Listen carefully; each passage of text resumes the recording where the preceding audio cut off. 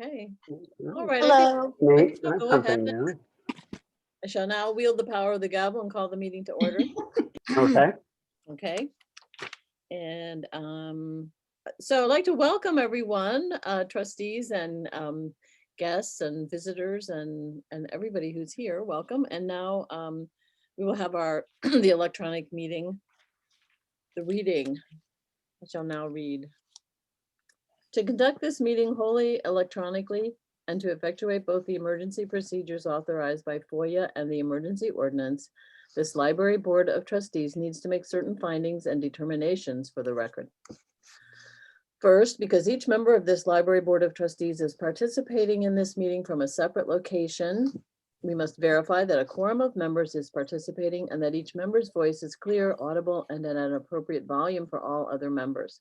Accordingly, I'm going to conduct a roll call and ask each library board member participating in this meeting to state your name and the location from which you are participating.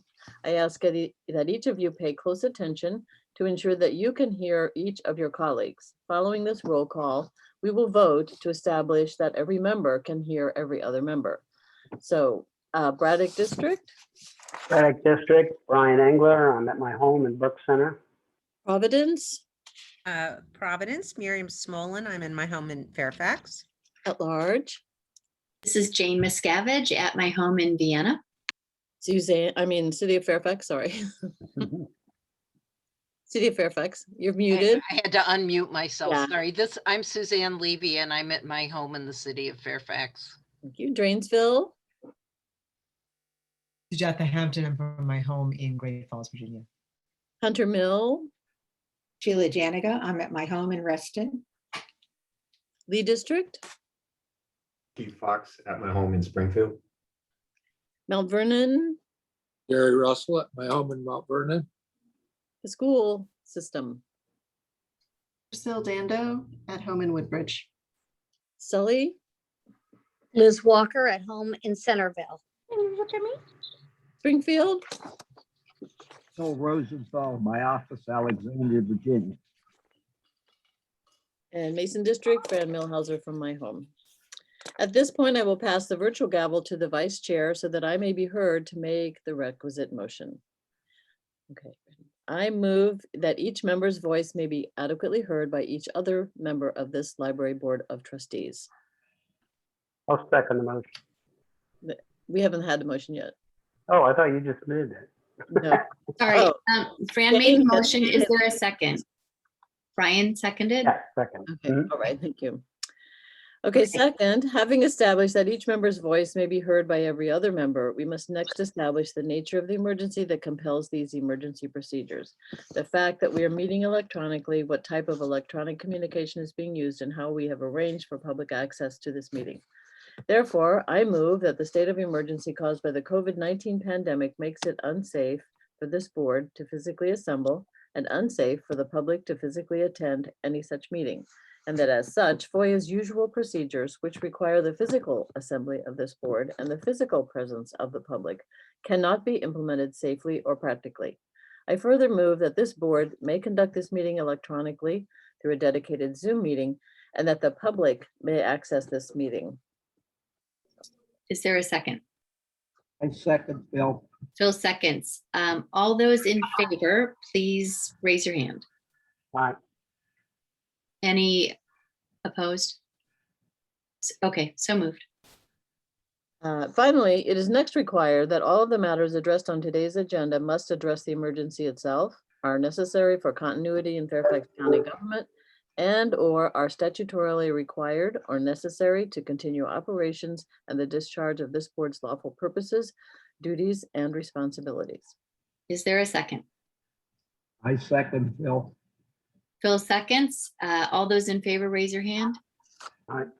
Any opposed? So moved.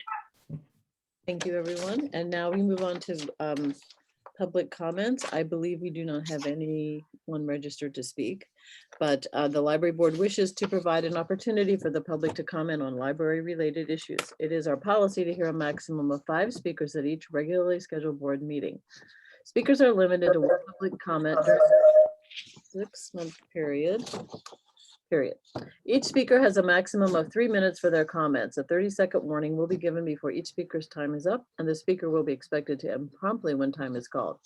Speakers are requested to pre-register with the library director. However, if there are available public comment slots open at the time of a board meeting, the remaining slots may be filled by individuals registering at the meeting.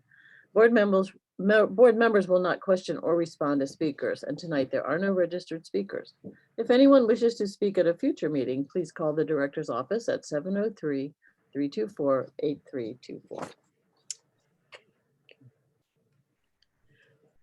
So now I'm going to introduce our first presentation. And I happen to be one of the presenters, so here we go. We're here tonight to honor and celebrate the accomplishments of students as they pursue their academic goals. Oops, I have the wrong piece of paper in front of me. What happens? Okay, I forgot to print out something, but anyway, I can wing it. Joining me in this presentation is Patty Reed, who is the chair of the Library Foundation, the Library Foundation Board of Directors. And I am going to turn the program over to her at this time to give us a look at the Library Foundation. So Patty, just unmute yourself. Hello, everyone. Fran, I'm going to read the first part there that maybe you didn't have your hands on. The Library Foundation funds 2 different academic scholarships, right? I thought you were going to do an overview of the foundation, then I was going to do that part. No? Oh, but okay. But that's fine. Well, anyway, so most people are probably familiar with the foundation. There are several current and former board members that are on this call tonight, so I won't spend a lot of time talking about that. But you probably know the foundation's purpose is to really help raise funds and awareness of the libraries and their programs. So that is our main mandate, and we take it very seriously. And one of the things that we do that we're so proud of is give out these scholarships. So with that, I will now turn it over to Fran, who will talk a little bit about scholarships because she is our mighty chair of our scholarship committee. Go ahead, Fran. Thank you so much. The Library Foundation funds 2 different academic scholarships in addition to its staff development grants. And the committee is composed of directors from the foundation board, representatives from the academic community, as well as representatives from library staff, both current and retired, as representatives from the friends groups who contribute to the foundation, to the scholarship funds. To date, the foundation has granted over $300,000 in scholarships, which is pretty amazing. So tonight we're honoring those who are recipients of our undergraduate scholarship and those who are recipients of the graduate scholarship. So we're going to start with the undergraduates. And just a little bit about it. Individuals who live, work, volunteer, or attend school, either in Fairfax County or the city of Fairfax, who have either applied to, been accepted at, or are currently enrolled in an undergraduate academic degree program, as well as individuals who are enrolled in academic courses but not necessarily part of a degree program, are eligible to apply for up to $2,000 to be paid directly to the institution of higher learning. The foundation funds these scholarships, and additional scholarships have been established by the following Friends of the Library groups: the Burke Center Friends and the Pohick Friends. Applications are evaluated based on the individual's demonstrated academic achievements, potential for academic achievement in a college environment, experience or demonstrated interest in library work, a personal essay, and a letter of reference. So it's a lot of work to apply for a scholarship. So I just want to put that out there because it's a lot that we ask of individuals. Undergraduate scholarships were first awarded in April of 2013, and up to this fiscal year, 105 awards for a total of $135,600 have been granted.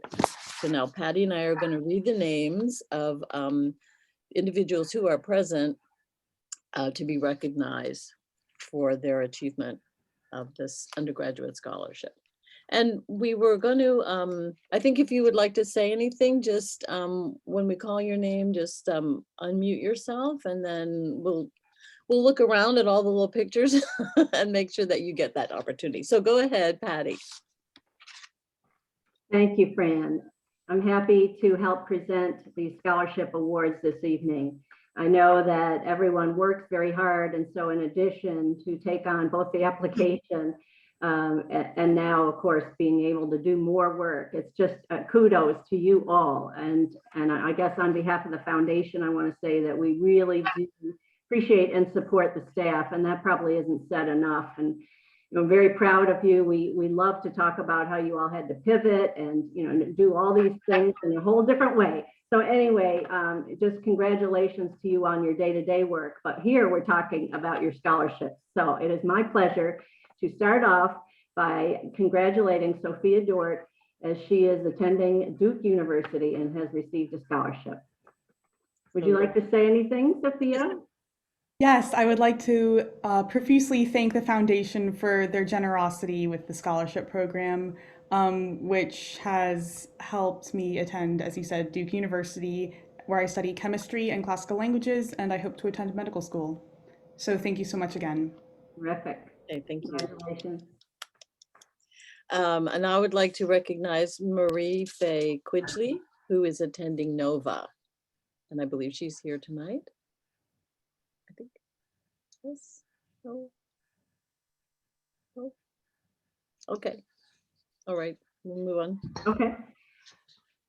I would like to congratulate Brian Rademacher from Christopher Newport University. Is Brian here? Thank you so much for the honor. It's been very helpful at school. And it's my pleasure to recognize Christopher Rademacher, who is also attending Christopher Newport College.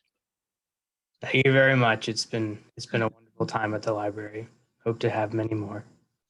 That's great. And I have to say, it's great to see you, because I've seen your applications, and I just love this opportunity to see the actual individual that I can't tell you how impressed I am with all of the applications. When I read them, I think, oh my gosh, I would never have gotten anything when I was that age.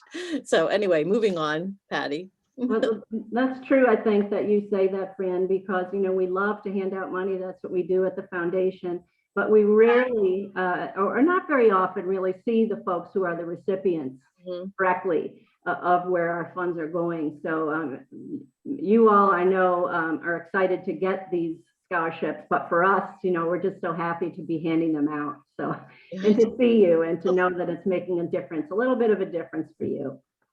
Okay, moving on, I would like to congratulate Catherine Katie Richardson, who attends the College of William and Mary.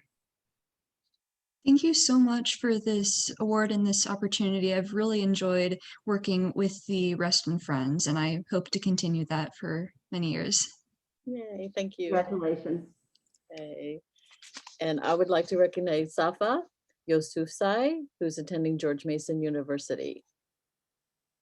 I would like to thank the Fairfax Library Foundation for supporting my lifelong journey to medical school. It's my second time, and I really can't be more thankful. I really appreciate the work that you've all done to support us. It means a lot to me. Thank you. Congratulations. Next, we have Sakshi Sharma, who has been accepted to George Washington University, and this is a POHIC Friends Scholarship. Hello, everyone. I feel honored to join you this evening. First of all, I just want to thank everybody who contributed to the creation of this meaningful scholarship. Your contributions go to inspire people like me to constantly work towards serving the community in any and every way possible. I've been volunteering at local libraries since the 6th grade, and it has been such a purposeful and prominent experience. And with that being said, throughout my time at the George Washington University, I will take on opportunities that directly support the Fairfax County libraries. And once again, thank you so much for this valuable scholarship.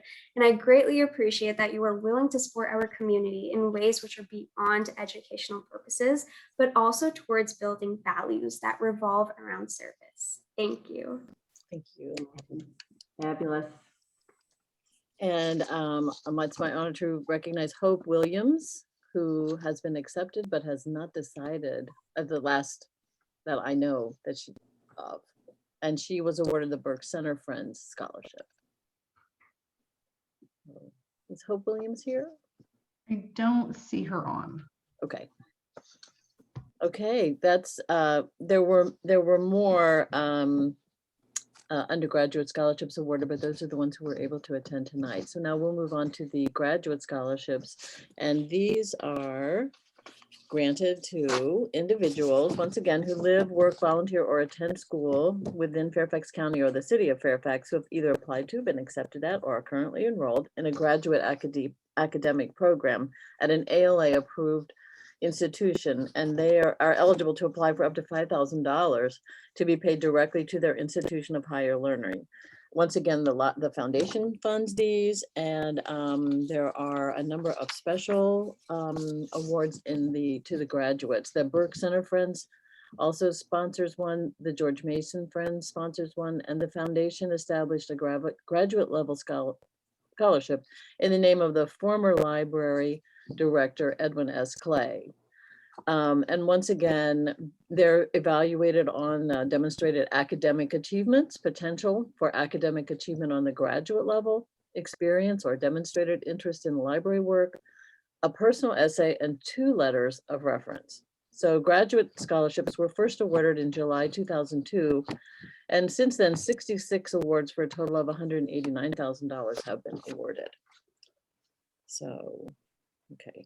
Okay, so it is my pleasure to award the first scholarship to Pamela Wasserman Copeland, Fairfax City Regional Library, and this is the George Mason Friends Scholarship. Yes, thank you guys so much. I am enrolled it's the San Jose State University, which is Jessica's school.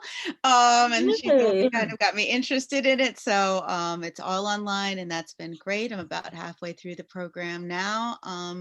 And I'm just really excited. I'm looking at public libraries and youth service specifically, which is what I've been working in, and youth services for the whole time I've been at the library. So thank you very much, the foundation and the George Mason Friends as well. Hey, good. Next one is Morgan Dunwoody, who is a page at Reston Regional Library. And I think she's here. Yes. Oh, Morgan. Well, hi, Yeah. I'm sorry the lighting's really bad. I don't have much to say. I'm just really appreciative that I was awarded this scholarship. I didn't think I would get it, but I just, applied. And I'm just thankful. So thank you, everyone. Well, thank you. Congratulations. Okay, next is my pleasure to provide an opportunity for a graduate named Vijay Golamudi, Information Assistant at Richard Byrd Community Library, and this is a foundation scholarship. Hello, thank you so much for this valuable scholarship.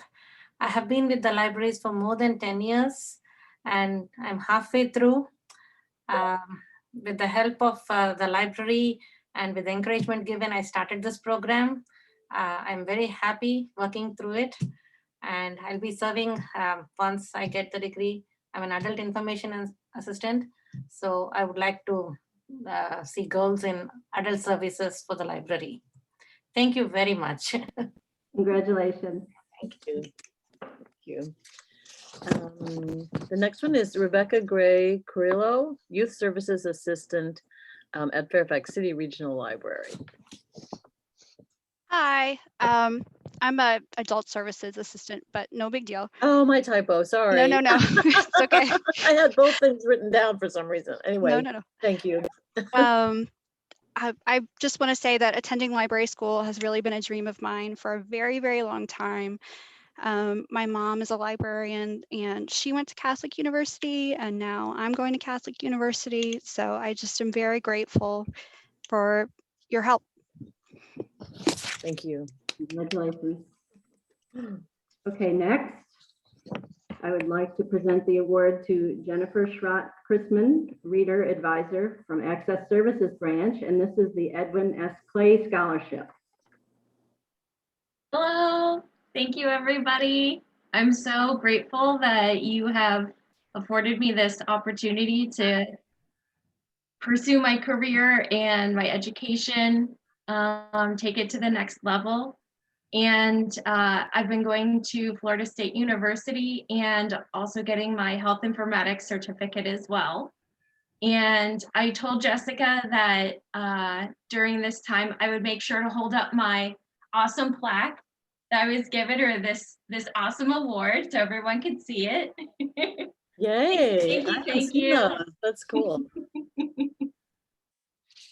Right. Thank you. Congratulations. And we did have one more MLS award who was not able to attend tonight. So thank you everyone who was able to attend. And I think that's, I guess, another round of applause for all of the recipients would probably be in order. So hey. Congratulations, everybody. Okay, thank you so much. Thank you. Yay to all our Fcpl staff who are getting awards. Yay, yay, yay, yay, yay. Yay, yay, yay. Thank you. It is wonderful. Okay, now we'll sorry, move on to the next presentation, which is Fcpl Tech Tutors. And I'm pleased to introduce Joy Jackson from the Sherwood Regional Library and Margaret Kosich, Library Administration, which she's really like a lifesaver for trustees when we can't figure out what we're supposed to do. So I'll just throw that in there. Okay, so take it away. Oh, thank you. Fran, thank you. Always feel welcome. Hi, everybody. I'm Margaret Kosich. I'm Library Technology Director. I know a lot of you, but not all of you. I just want to say hi. Really, I'm just the escort for the talent here this evening. I just want to take a minute to highlight for you a new program that we're doing that uses technology to make connections. And I want to make sure that the board knows, I know Jessica knows and library staff know, but we work really hard to make technology not just a thing unto itself, but to make a thing that we use to make other things happen. I'd like to introduce my colleague, Joy Jackson. You can see from the background, she is the tech lab manager at Sherwood. So she's got more and better toys than anybody in the library system. So Joy's going to talk about our new tech tutoring program. Take it away, Joy. Thank you, Margaret. First, I'd like to say thank you to the board for this opportunity to present. I think this is a great program, and I want to get it out there to as many people as possible. So Tech Tutors was brought about because I saw that there was a need, because more and more patrons during the pandemic are on their devices because everything's virtual, but they had less access to us, either because the branches were closed or due to social distancing. They weren't able to get the same assistance with their technology, their ebooks, that they typically could when they were in the branch. So I reached out to some of my colleagues and asked if they were interested, and with their help, Tech Tutors was born. And so Tech Tutors is just basically a virtual tech help service. And what I'm going to do is I show then tell. So I'm going to show you one, how a patron or customer can reserve a tech tutor session, and then we'll see a short sort of simulation of what a actual tech tutor session is.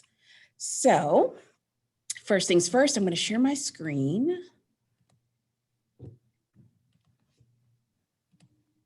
Okay, can everyone see my screen? Perfect. Okay, so accessing Tech Tutors is very easy. You don't even have to remember the library's website, though you should. But if you just start out at fairfaxcounty.gov, and in the upper right-hand corner, hit the little search tab and type in Tech Tutors. We pop up as the first one. So you just click there, and then you scroll down. You have two options. You can click this link, schedule an appointment, or this box. We're just going to click this link. And this is where you begin setting up your appointment. So our tutors specialize in 4 main topics: ebooks, Microsoft Office, basic internet skills, and then social media and other, sort of like a catch-all. And so you select your topic, and then over in the middle, you select your date, and then the time, and then hit continue. And then from there, you just fill out a short form. You receive a confirmation email. And then afterwards, you are sent the Zoom link for your session one day before the actual appointment, just like with our other programs that we offer at the library. And we offer around 10 appointments each month because we have 10 volunteers. And each customer can reserve a tech tutor session, one appointment each week, for 45 minutes. And everything here, like with most things in the library, it's completely free. And so now what I'm going to do is I'm going to show you that little brief demo of our an actual tech tutor session. Let me go back. Oh, I should be in the same.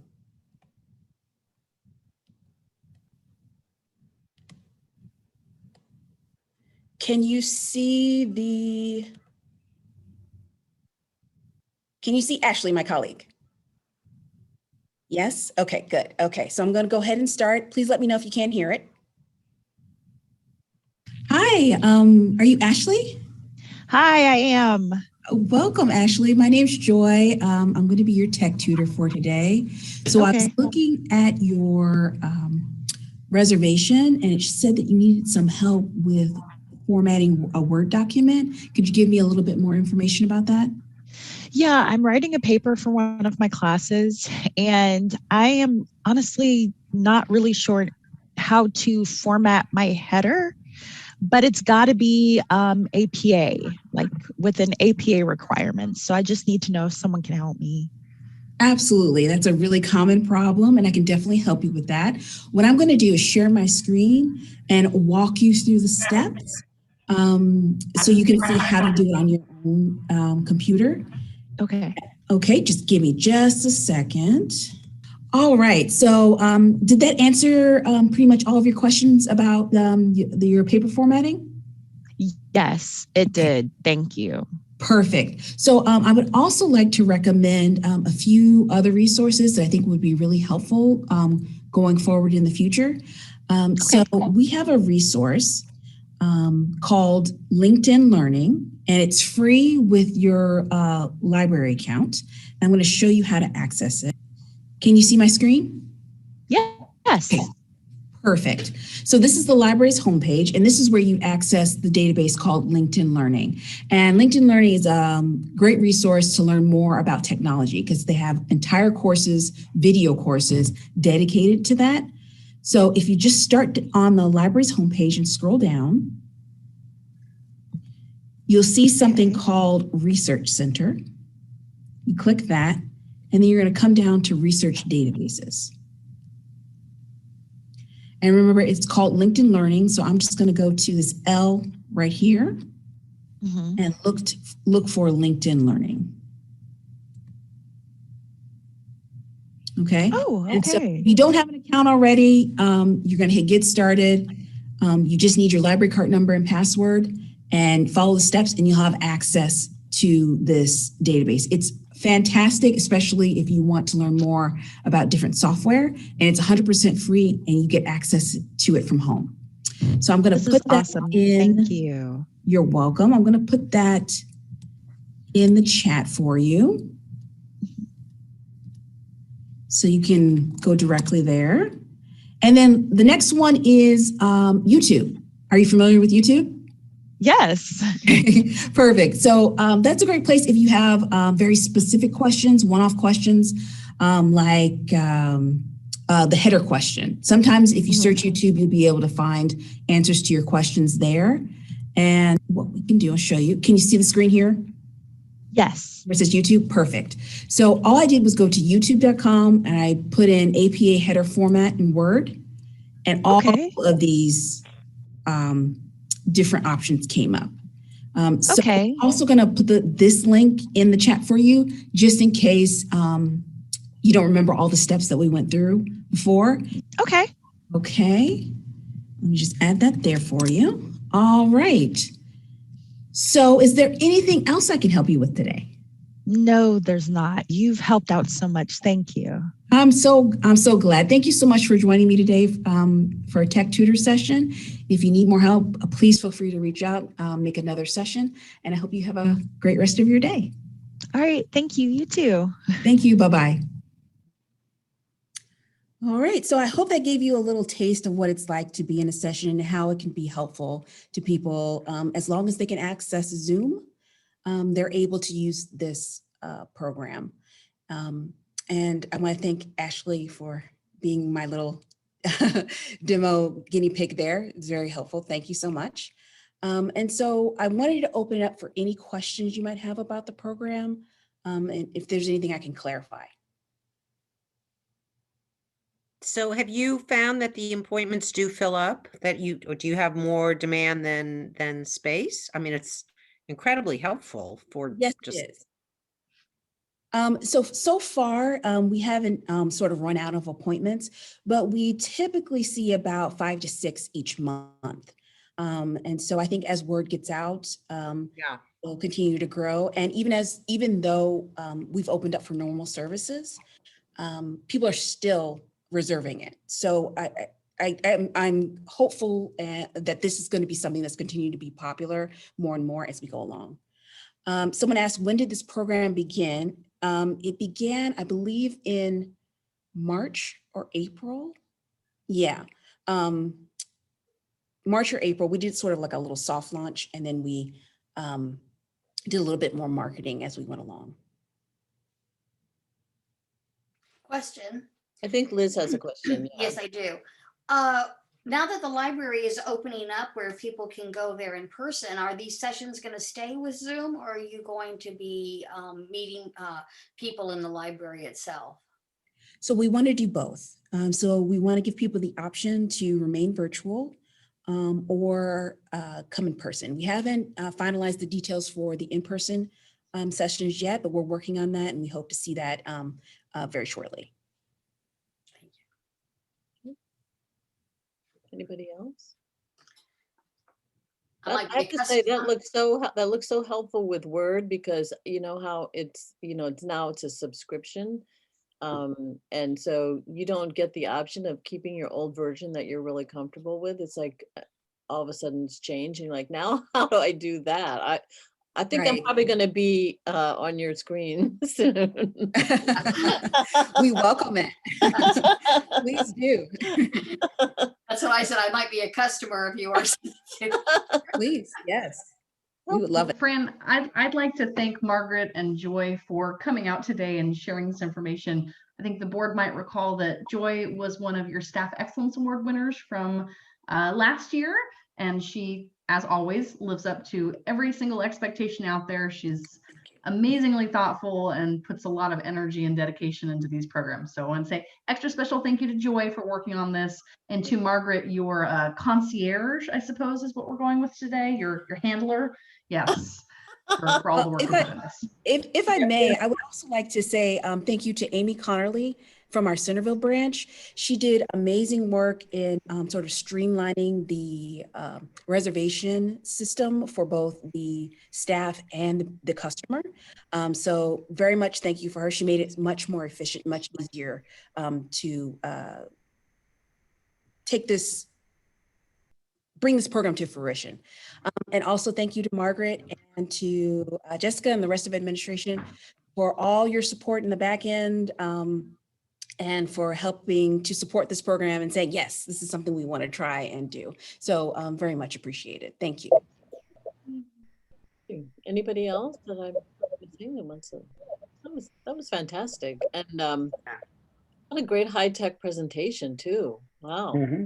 Have to up I would just like to ask that we, for the staff, figure out a way to really advertise this even more than it is, especially once you get settled on the personal, versus Zoom voice. I think this is really, really good, and it fits right into into a lot of things, our outreach effort, and into our equality within Fairfax County and so forth. There's lots and lots of good stuff here. So Well, thank you so much. Yeah, I agree. And so I know I find sometimes that on the homepage, I find it sometimes difficult to get right to what I want. It can be, and I have a feeling that we are, I don't want to say bound, but we do have county county standards that you have to do. But if there were a way to banner something, here's something new. Are you having trouble with this? Somehow to, along the lines of what Brian is saying. It's something like the highlight. library program of the month or something. Yeah, a little silly highlight. thing going, this month we're talking tech or something. Yeah. We have, Fran, you're absolutely right that there are a ton of requirements and limitations on the part of the county, primarily on the top part of the webpage and on the left. But we work really hard to do a couple of things. One of them is that you saw that Joy did a search for tech tutors and we were the first hit. We are the kings and queens of making sure that we are the first thing you get when you search on the county webpage. So meaning there are little tips and tricks we can do, we do them all. So you don't have to worry necessarily about not seeing the banner or whatever. And also if you scroll down a little bit further, we have what's called a hero image, sort of the big photographs. We try to keep those current with things that people think are interesting or need promotion. And Tech Tutors definitely deserves a place there. So. Yeah. Great. Anybody else have anything before we move on? I'm seeing. I think this was really awesome. I'm sure that especially seniors who were isolated found this just so incredibly helpful. They've also expressed so much loss of the library when the libraries were closed. It was a source of, company and camaraderie and community. And then when you're also shut down and you don't even know how to do Zoom and everything was so new for a lot of the seniors, I'm sure this was just such a good thing to know that there was something like this that they could rely on to keep and remote services allow us to serve people we didn't serve before. That's sort of the bottom line for me, is we are reaching new people, which is so important. Wonderful. Thank you. It's a really great program. Okay. All right. Thank you so much. Thank you very, very much. That was great. Okay. So now, next on the agenda is the approval of the minutes. And do we have, I think Phil is raising his hand, but he's muted. Phil, you're muted. Phil, you are muted. Phil, you need to unmute yourself. I move that we approve the minutes. Okay, thank you. Do we have a second? I'll second it, Brian. Keith, oh, I think Keith beat you to it. Oh, that's fine. Keith can have Okay. Any discussion, comments? Okay, you're ready to vote. All those in favor of accepting the minutes as moved? Yes. Okay, thank you. The minutes are approved. The next thing is the chair's report, but I think I've talked enough already in the meeting, so I don't have anything else to say. I'm going to move on to committee reports and the Library Foundation.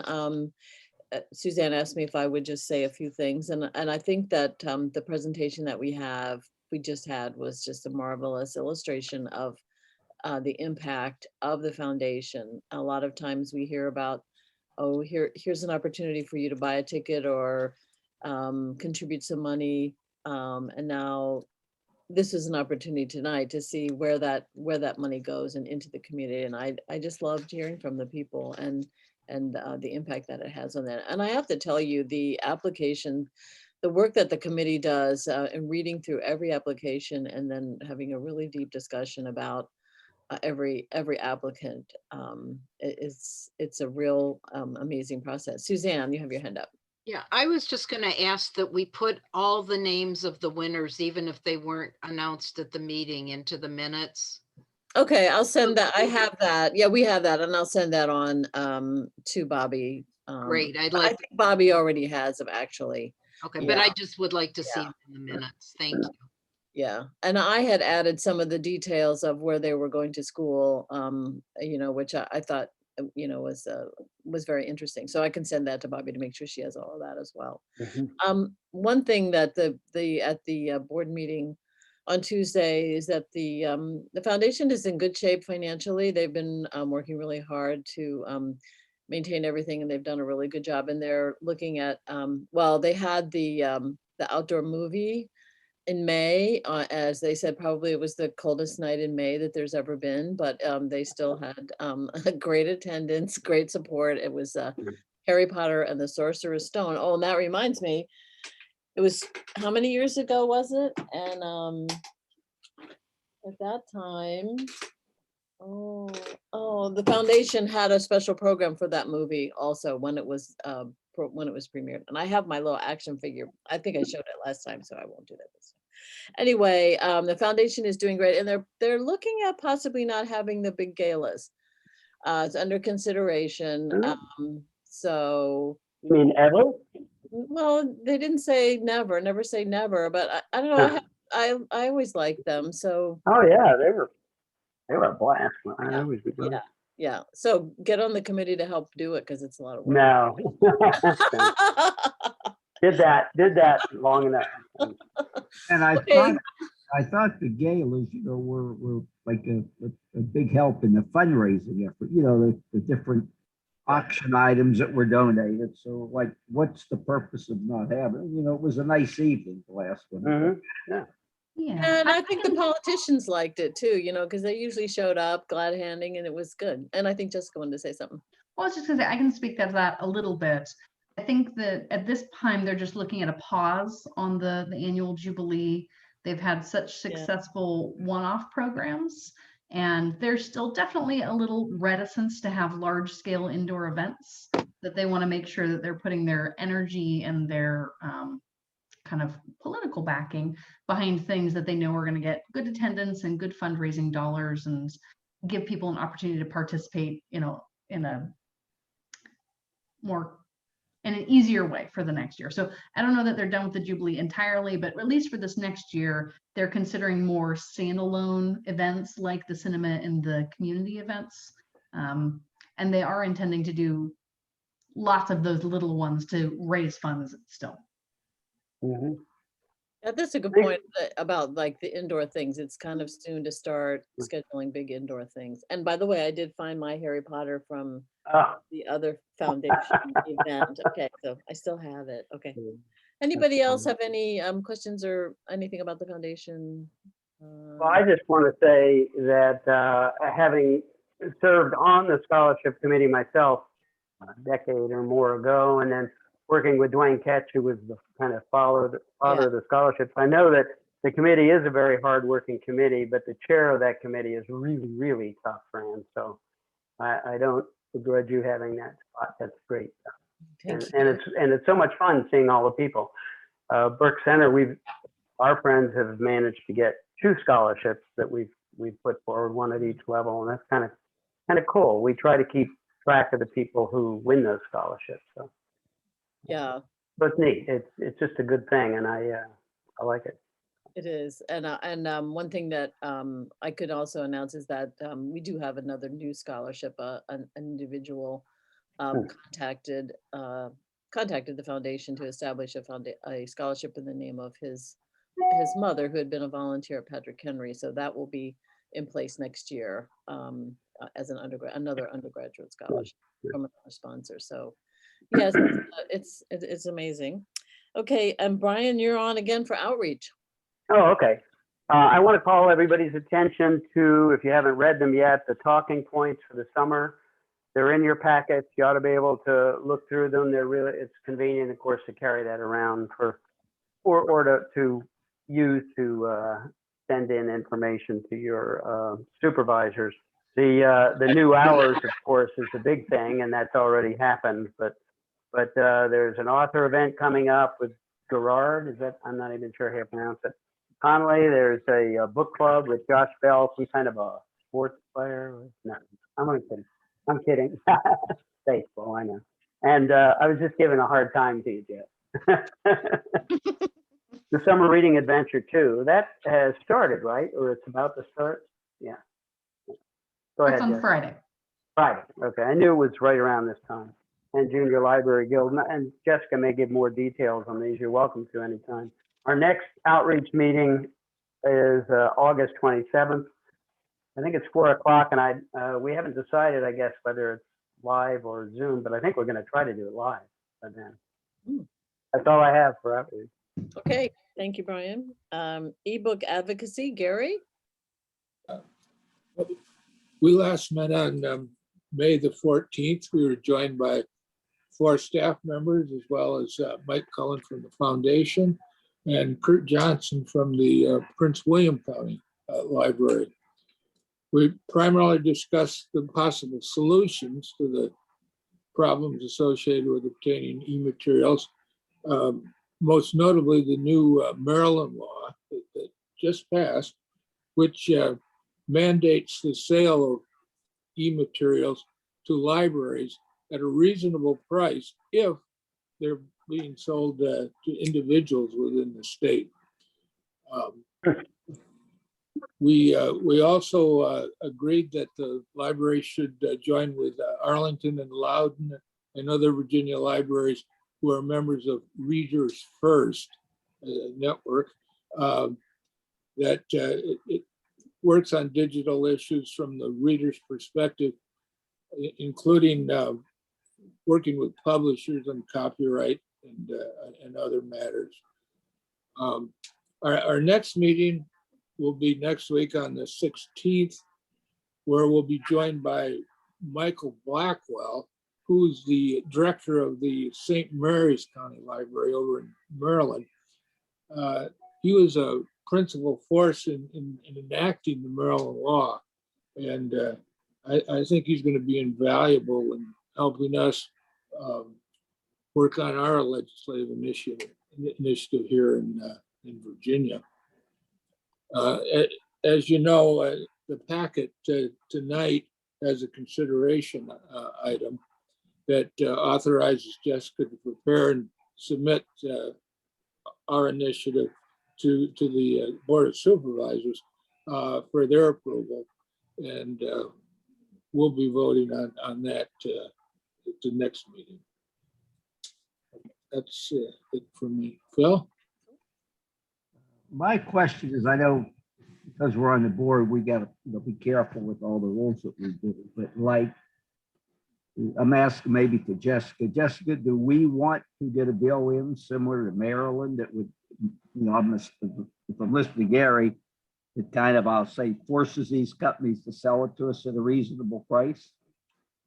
Yes, so that is one of the options that the committee is looking at. The consideration item that you have in your packet tonight, Gary drafted some very, very helpful language that gives staff the opportunity to move forward with a legislative recommendation to the county. The county's legislative process has a really compressed timeline. So boards, authorities, and commissions have until August 3rd of this year to submit platform items and any budgetary items that go along with them, which is why you have a consideration item now and you'll have an action item in July.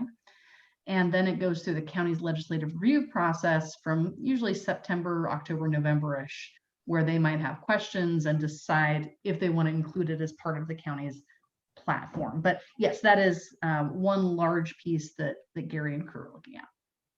Well, my assumption would be, with all what's going on in the world, that this library initiative is not going to have a high priority. So am I allowed to ask you get me the bill you want introduced? Am I allowed to, I can get the bill introduced? No, so that's that as a county appointed board, you all cannot advocate with your trustee hat on unless it's in the county's legislative platform, which is why we're going through the process of supporting a legislative initiative item that they can review.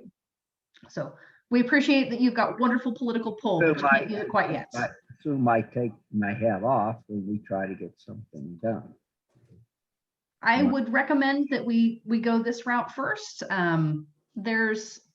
Although this might not be the highest political interest item right now, it is certainly something that I think a lot of our elected officials can understand, that our library system pays too much of taxpayer dollars for items that we should get at a reasonable cost. If you as a resident can buy an ebook for $20 and get to keep it for as long as you want, but we as the library have to pay $80 to $100 for it, and we only get to keep it for whatever amount of time or usage that the publisher decides, that seems kind of like unrealistic long-term use of taxpayer dollars because we're constantly having to repurchase those items. I think if we have some focus on that economic side of things, that this is not a great use of taxpayer dollars, that we might be able to get some good support for this, even if it's not maybe top of mind with all the other priorities out there. I know that Gary has had a lot of interest in making sure that we can make this as supportable as possible for our elected partners. Gary, did I miss anything? No, I think that's right on target. So Phil, we will definitely come back to you because thing, we know like, you've got all the good ties. I have very good, personal relationship with Senator Sands, Senator Marston. So like, if I'm allowed to take my trustee hat off, I'm not going to say they're going to buy into it, but I mean, I can sit down with them. I'll probably have lunch with Dick sometime this week or something, and I could present that. And when you present the numbers, like you're saying, where an individual, I don't know these numbers, like because Gary's, maybe, you can buy it for 20 and the library has to pay 80. That doesn't make any sense. Okay, so it seems like something. The only thing I'm saying, because we've been through in other committees with the county, they take big picture issues, that they come down to. So I don't see them jumping on this issue of ours. We could attempt to address this in another way. So I'll just leave you with that thought. So, okay, thank you. Okay, thank you. Anyone else? Okay, moving on to the Library Fines Committee, Sujatha. Hi, everyone. We met on June 7th, the Library Fines Committee. It was Fran, Liz, Suzanne, Jane, Jessica, Aaron, and Robert, I believe. And we were we had some questions that we asked last time, which of course staff, sometimes I feel like we're just here for window dressing because they just keep it moving. So they were to look at some, we wanted to ask where are we seeing the fines in what parts of the county. We asked if we could overlay fines with geographical locations so we could sort of ascribe which libraries they might be attributed to, et cetera, which communities. And and age ranges. Liz had a specific question about seniors. We wanted to know who we might be able to ascribe fines to and where we might be able to ascribe fines to. And staff did this amazing thing. And I was looking, I don't know where the heat map thing went. I couldn't find it in the notes. It's probably right there before my eyes, but it was a pretty interesting thing that I think everybody might be interested in seeing. But the fines, the staff looked at blocked cards, which is you get blocked if you're owed $15 or more. So we found that the greatest percentage of fines are from ages 0 to 17, and the greatest number were 18 to 54. So really, it's like adults who are, usually adults, not seniors, not babies, that are having most of the things due, which you might expect. But when you have babies in your name, you're checking out like a giant stack of books or a giant stack of audiobooks, so you don't necessarily know without doing a big audit into the things, which may or may not be worth the squeeze. That information may or may not be worth looking into. But we found some interesting stuff about the numbers of people and what age range. But what was really, really interesting was to see sort of geographically where these fines were accruing. They did this just beautiful. I can't even articulate it. I was looking for it so that I would be able to do that. So Jessica, if you can help me with this, or anybody who saw it can help me sort of put some color to this. It was where do you see that? It was literally like dots that showed where you see the most fines. And they tended to be, they were all over. They were all over the county for sure. But there is, so 92% of the fines were showing 16 city designations, the greatest in Alexandria, Fairfax, Springfield, Herndon, least in Great Falls and Oakton. But so it really was like you could see it in Herndon along the Route 1 corridor where you might expect that there are blocked cards. So there is clearly some association, not all, it's all over, but there is some association that we might be able to ascribe to various communities and income levels in this, but we aren't sure, but maybe. Fines have also come down significantly from 2010 to current year, fiscal year. Jax, where are you at? You're all quiet. Somebody's got themselves unmuted. Thank you. The fines have come down significantly, and they ascribed that really like auto renewals came into play. So you get 3 auto renewals, which really has driven that down. And Jessica, tell me what I meant. I wrote down moral mitigation and I cannot remember what I meant. Do you know what I might have meant by moral mitigation? No, but that's a lovely phrase. I don't know. Sometimes I do have a lovely turn of phrase. I have zero idea. Do not remember why I wrote down moral mitigation. I was hoping if I threw it out there, you guys might remember. Anyway, we'll look back through my notes. So auto renewals, you get 3 auto renewals. So, that really, that's kind of like, for me anyway, it's helped significantly like, to just see that that's there and I can go turn my book in. It's helpful. So staff is still assessing what the full cost of this is, because there are many considerations, and also including how to calculate like the part of an FTE that is used to do this. And there was a list of things. I don't have the PowerPoint up, but it was like driving things back and forth, attending to the kiosk, helping with the patrons who are dealing with the fines, actually taking the fine. And as they said, a fine of $1, it takes the same amount of time as a fine of $50. So that's a lot of money. I mean, FTE money, that's a lot of employee time spent. The juice may not be worth the squeeze, so to speak. So that's just something to consider. They guessed about 2 FTEs worth of time spent managing late fees, which I think is quite significant. We had asked last month about who has the authorities. Can we just boom, drop fines and we're done? So they did look into that. Library board has the sole authority over library specific policy, like when or whether to accrue fines or to take in fines.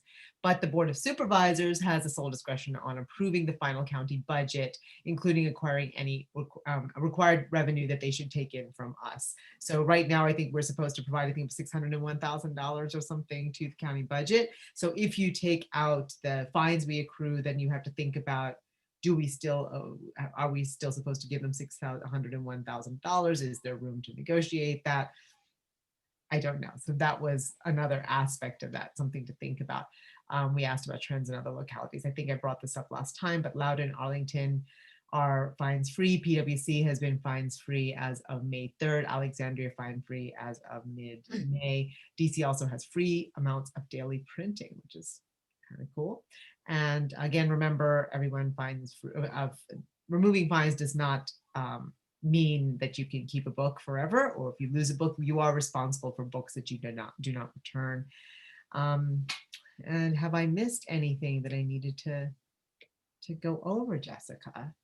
No, I think those were most of the highlights. Your next meeting is scheduled for July 1st. Yes. And that session is the one where the committee is going to take all the information that they've heard so far and draft some talking points about kind of the economic piece and then kind of philosophical piece to bring back to the full board for discussion. Our July meeting, July so 1. that you guys can think about that. So it's the week prior, we'll meet to talk about that, so you guys can think about it. Yeah, right. That was about it. Oh, I know what moral mitigation meant. It just occurred to me. When I saw Phil's beautiful face, it occurred to me. So the moral mitigation was regarding what Phil's concern is about our whether these fines and collecting them. This is something to consider, right? So whether collecting them, is it our responsibility to, it's just a discussion point, right? Something for us to be thinking about. Is it our responsibility to be doing that bit of teaching, like this is a responsibility, a civil responsibility, a civic responsibility to return your books, and is that our responsibility? It's just something for us to think about. Is that part of the calculation? And it's something for this board to think about. I know it has been expressed, Phil has expressed it, I think Brian expressed it about, you take a book out, you borrow something, you return it. And is that something we should be, is that something we should be teaching as a library, or is it something we can leave families to teach, that is what you do? You take out a book, you return the book. So it's just something for our consideration. Yes, Phil, I see your hand up. I've spoke to this issue before, so say like just earlier we had the library, having teaching us, ebooks, all the different things, how to use the internet. And so now then we switch gears and we say, well, shouldn't we in some way ask people to be personally responsible for things that they do? And so theoretically, I don't have any problem with not charging fines, but it just seems to me we send a bad message to people. You know, there are too many programs that we have that basically people take no responsibility for what they do. So if we're going to teach people how to dial in and get ebooks and Excel and all these things, then surely we should ask them to be responsible when they take a book out and return the book on time, or pay a small fine if they're not there. So these are important things, okay, that what kind of lesson are we teaching, whatever age range, is simply you're not responsible, just take the book out and you don't have to return it. So I've said it before, and I'm not disagreeing with it. I understand there's time involved with it, but it's more just the civic responsibility that if you get a book from the library, you're responsible for it. You should return it or pay a late fee if you are late. And the key element that I would overemphasize with this is every director of the library has the right to waive any fines at any time. So if somebody walks in and the director of the library has, feels there's extent, waive the fine. I don't have any issue with that, but I don't think we should send a lesson that, there's no responsibility for anything you do when you take a book out of the library.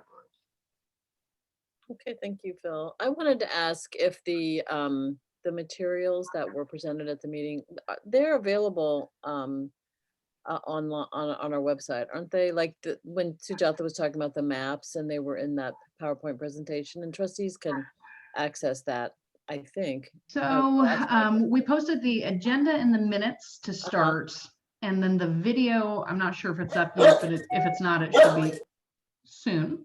And we'll have the PowerPoint, the 2 PowerPoints and the Word doc when the video goes up as well. Okay. Yeah, because they were showed. That is why I don't, not in advance. That's why I couldn't find the heat map, right? I always assume it's me, that there's something I'm not able to access. You're good. I will, Fran, I'll include those all in my follow-up email tomorrow morning. I think you guys would all be interested in looking at that. Yeah, it is. I like geeky stuff. I like graphics like that too, Fran. I think Liz had a question. I was just going to comment that I think most of us support the message being that you're responsible, and you're responsible to bring back your library material and books without necessarily monetizing that responsibility. But I don't think anybody on the team is trying to send out a message that you're not responsible to return library materials that you check out. But the question is, do we penalize people for having overdue books? But the message that we might want to say is that we're not going to fine you, but we want our library materials or our library books to be returned in a timely fashion. So I just think maybe we could emphasize messaging rather than fees, but I know that we're not there yet, but I just wanted to comment in reference to what Phil was saying.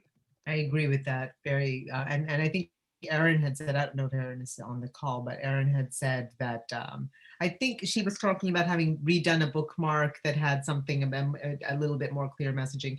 And of course, if we were to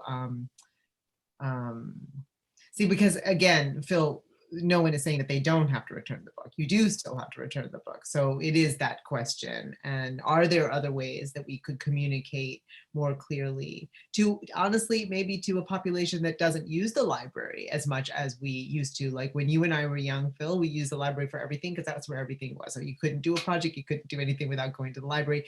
It was a very different ethic, I think, in general, because you had to go to the library to get anything done. But these kids have access to a whole information in a lot different ways.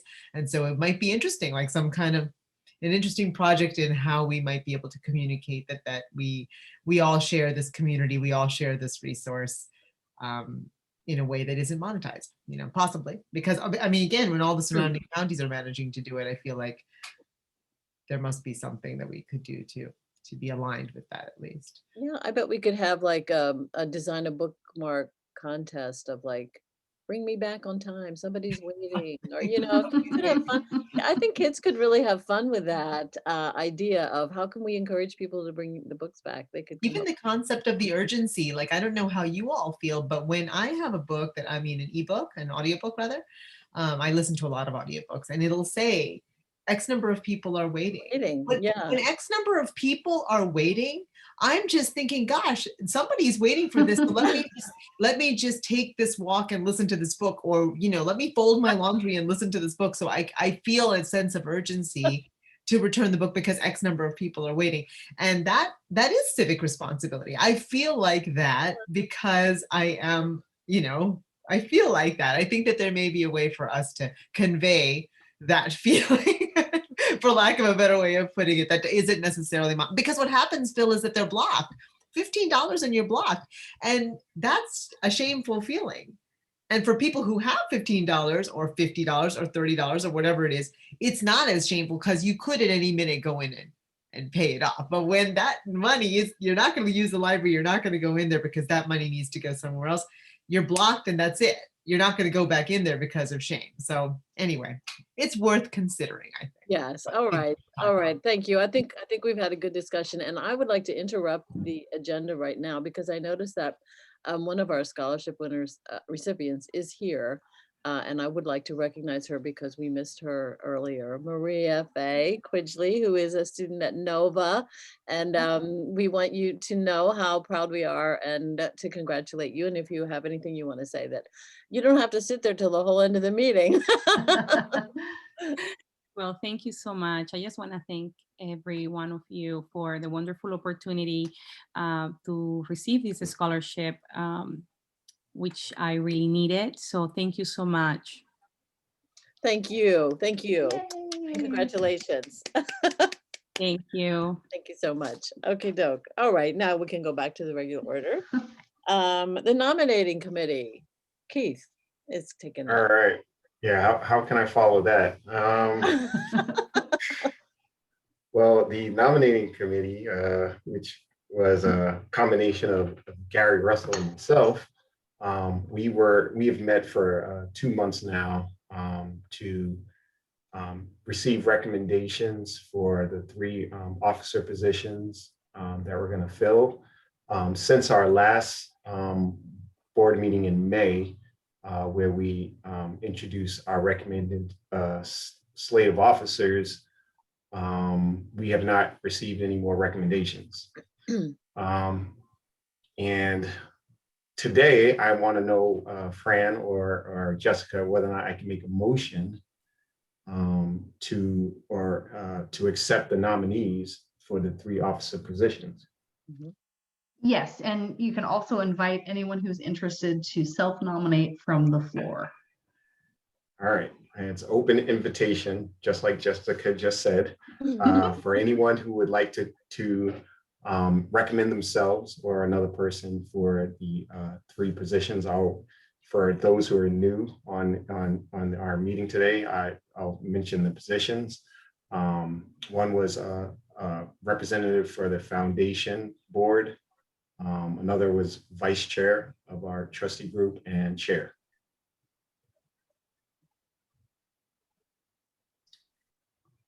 Okay. Well, I would move, if you present the names, I would move that we accept those as our candidates and vote, if this is the time to vote. Very good. Can I make a motion with the names and the positions? All right. Yeah. So I make a motion to unanimously elect. I'll start first with Liz Walker for Foundation Board Representative, Brian Engler for Vice Chair position, and Fran Millhauser for Chair again. I'll second. Okay, is there any discussion? We have discussed this for a couple of months, so we're pretty good. Okay, and so I can call a question. So all those in favor of accepting this slate, please raise your hand. Yay. Anyone opposed? We'll have to serve in all 3 positions. No, sorry. I can't resist making jokes. I just can't help it. Okay, no opposed. So I would say the slate has been accepted. And so I would like to offer my congratulations to those who have been voted into office, which will, and it will take effect in July. So at the July meeting, we'll have our new officers. So, okay, great. Great job, Gary and Keith. Yay. And now it's time for the director's report. Thank you. So I don't have a very long report today. Some of this was covered in our quarterly talking points, namely the new normal hours. I did want to reiterate that things are going very well so far. Christine and I had a chance to go around on Sunday to see what it was like having Sunday hours back and full day Sundays at that. And it was about what we anticipated, pretty mellow. We had a nice steady stream of people coming in, but one of my new favorite branch managers mentioned, staff were maybe a little bit nervous to go back to new normal hours, but they really shouldn't anticipate like a Day of the Dead. Like there's not zombies banging down the doors and just desperately trying to get in. It's just regular library services that happen to be happening on Sundays now. And that really played out, that it's the people that wanted to be there that first Sunday were there. And we anticipate that it's just going to keep growing back towards normal services and normal service levels. This summer is really going to be the start of it. And we're thinking that by the time the school year starts again in late August, September, and then reaching forward, looking towards 2022, we'll start to see normal interior usage again from the public, the folks starting to come back in.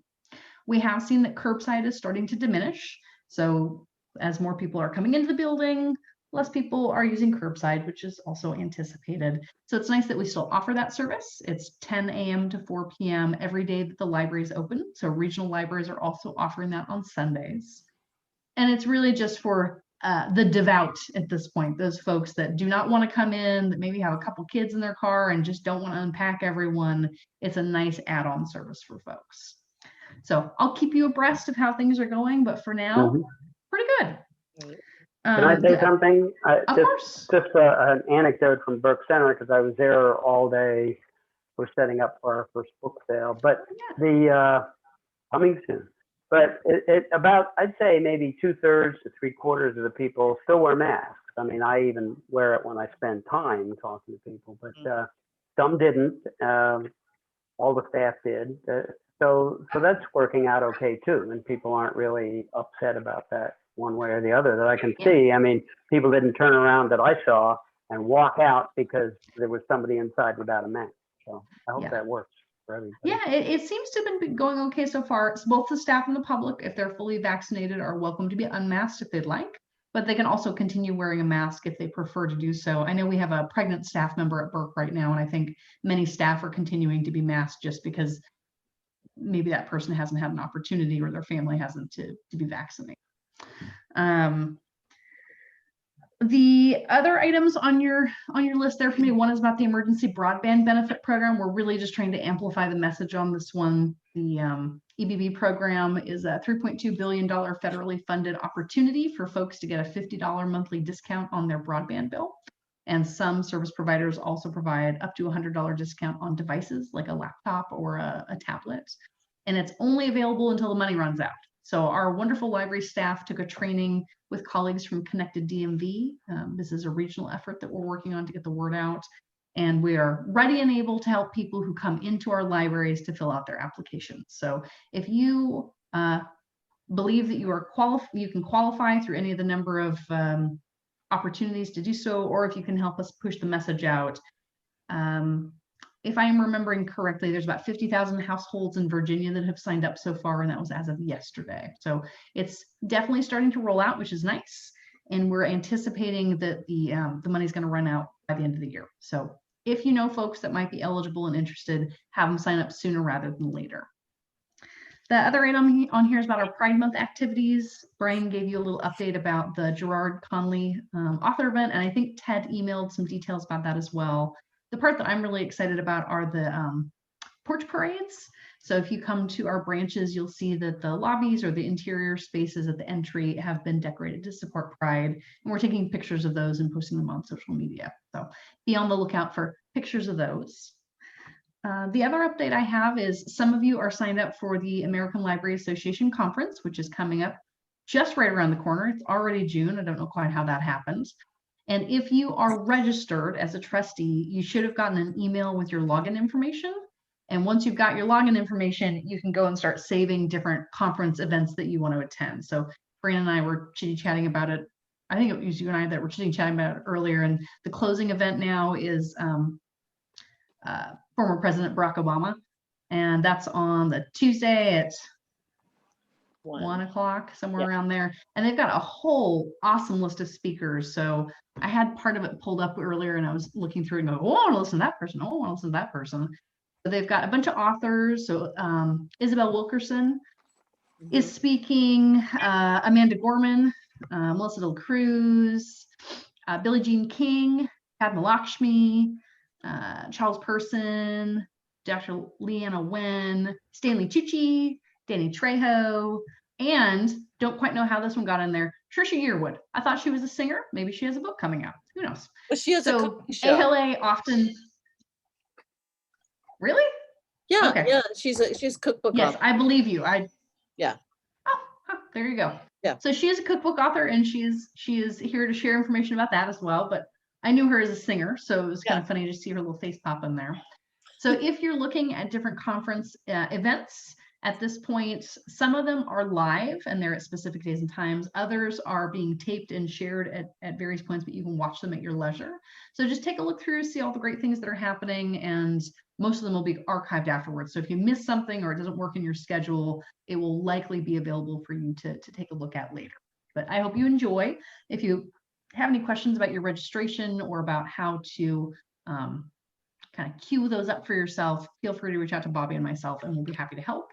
And Fran, I believe we were planning to have a new business item on the ALA conference at the July meeting so that trustees who were able to participate could share some of the things that they learned and sessions that they attended. Yeah. That's great. So those are all my updates for tonight. Can I ask about how Chromebooks are going? Just offhand. Sure. Chromebook programs. So Chromebooks are good, and we are looking at potentially applying for some of the emergency connectivity fund federal funding that's out there to purchase more of them. I can see that Margaret turned her camera on. So do you have any updates about the current Chromebooks that we have circulating, Margaret? No, we continue to have between 60 and 70% of them out at any one time.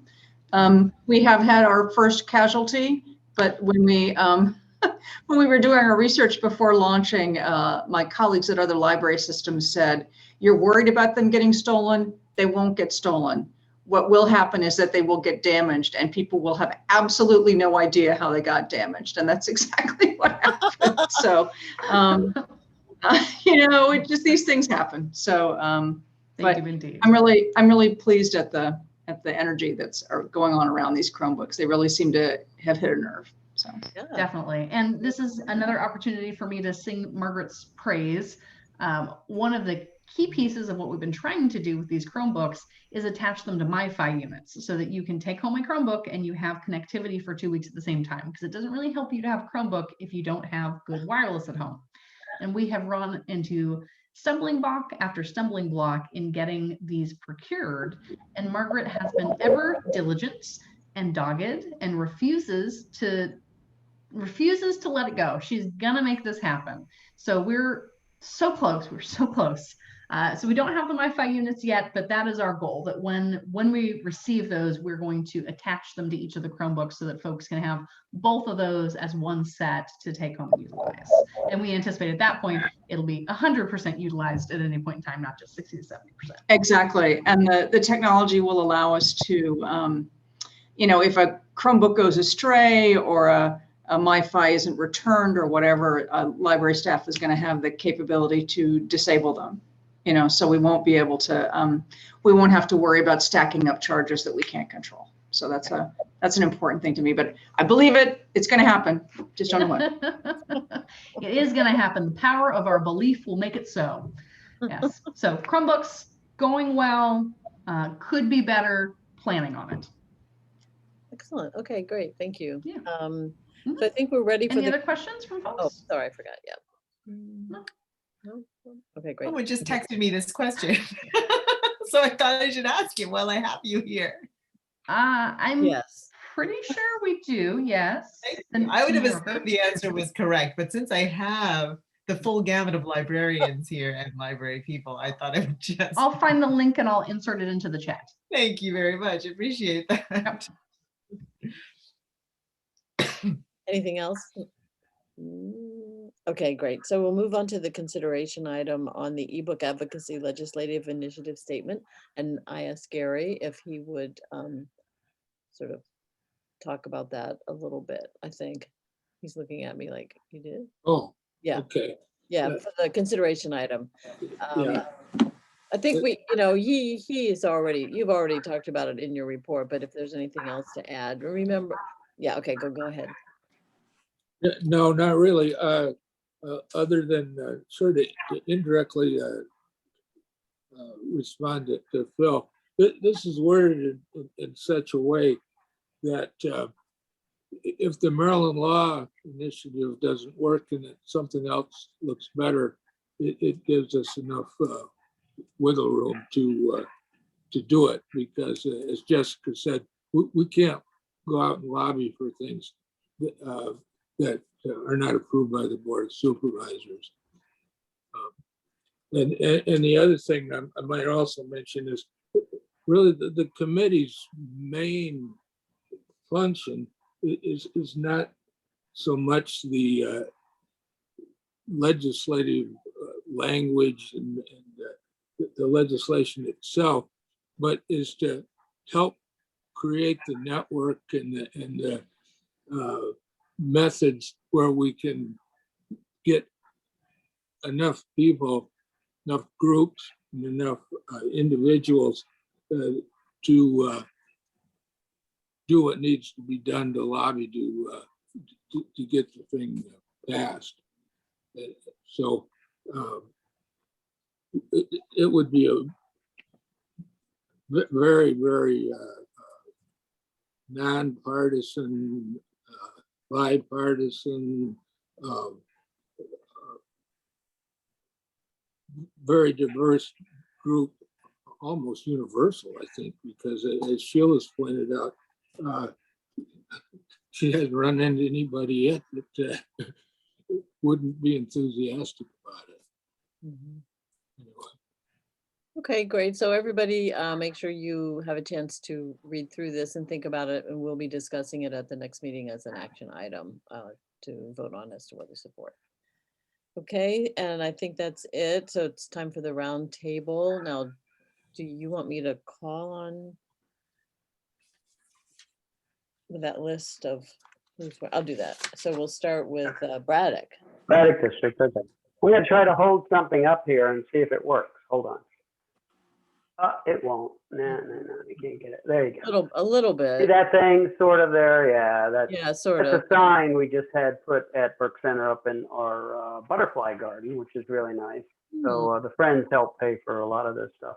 But we've had scouts helping with that. Nancy Klein, I think, is the queen of the butterfly garden there at Burke Center, and it's looking good. So I just noticed the sign today. I passed it on the way out from setting up on our book sale. And as I said, we're having our first book sale. It's kids and young adults, mostly Saturday 10 to 5, Monday 10 to 5, and then we shut down afterwards, even though the library's open till 9.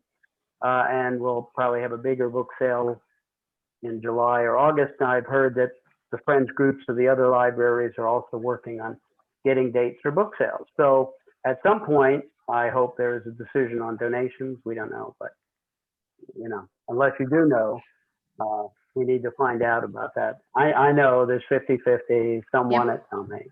Yes, the friends groups that want donations really want donations, and the friends groups that don't want donations really don't want donations. So we're very much in the middle still. We have 400 boxes in the warehouse, so our next big sale is all spoken for.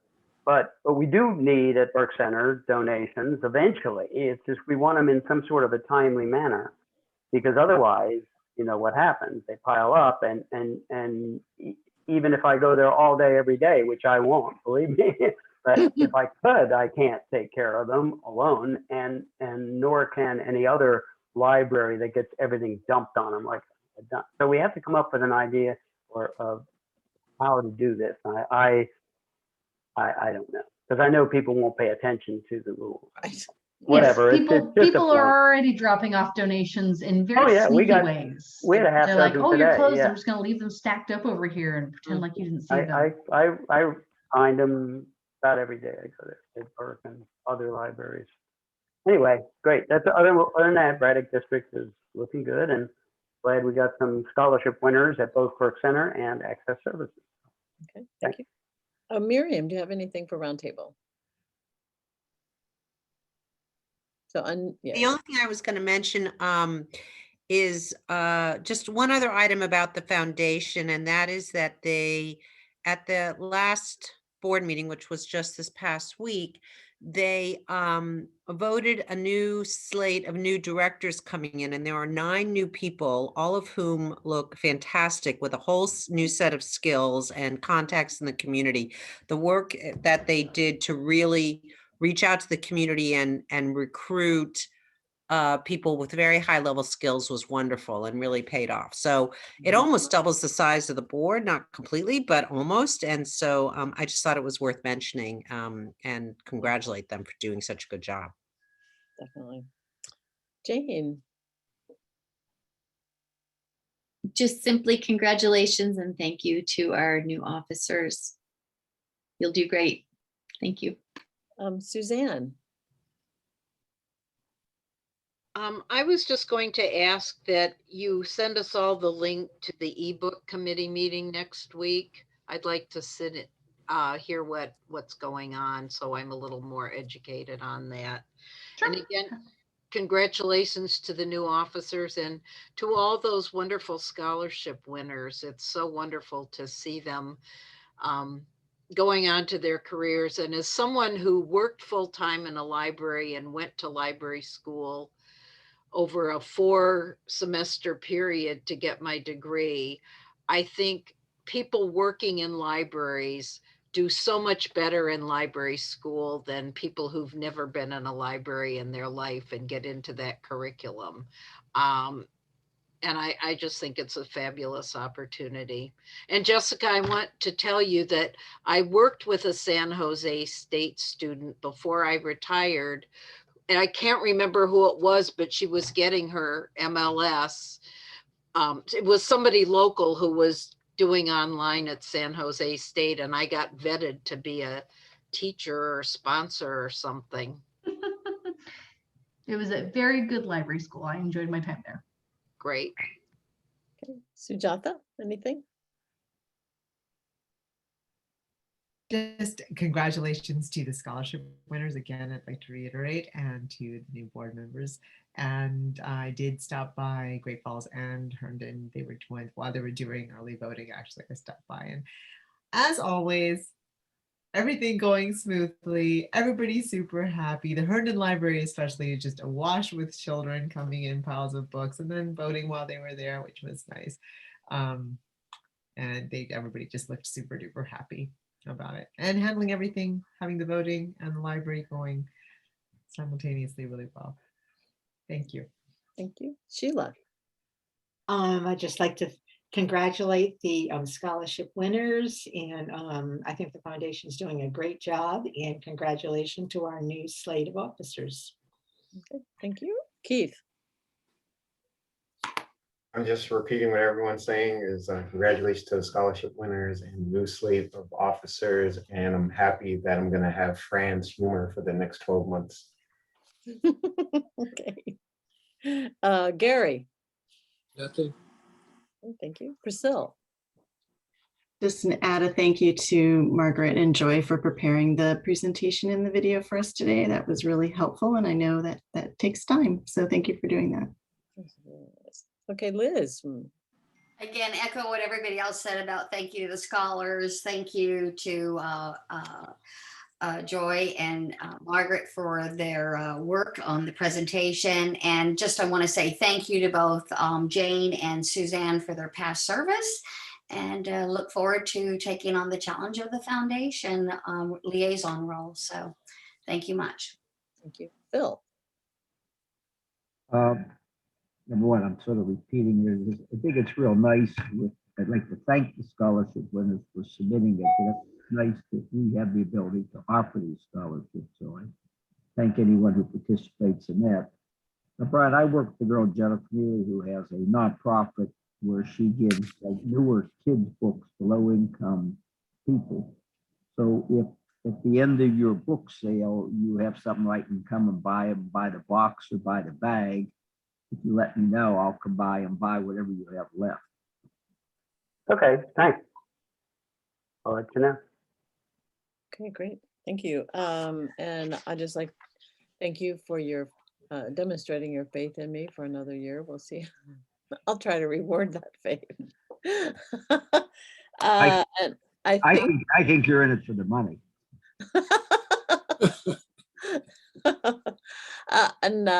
Let's say, I think we're ready to entertain a motion to adjourn. I move we adjourn. Thank you, Phil. Is there a second? I second it. Okay, thank you, Liz. All in favor? Aye. Okay, thank you, everybody. See you next month. Everybody have a nice evening. Thanks, everyone. Thank you. Bye-bye. Good night. Good night, everyone.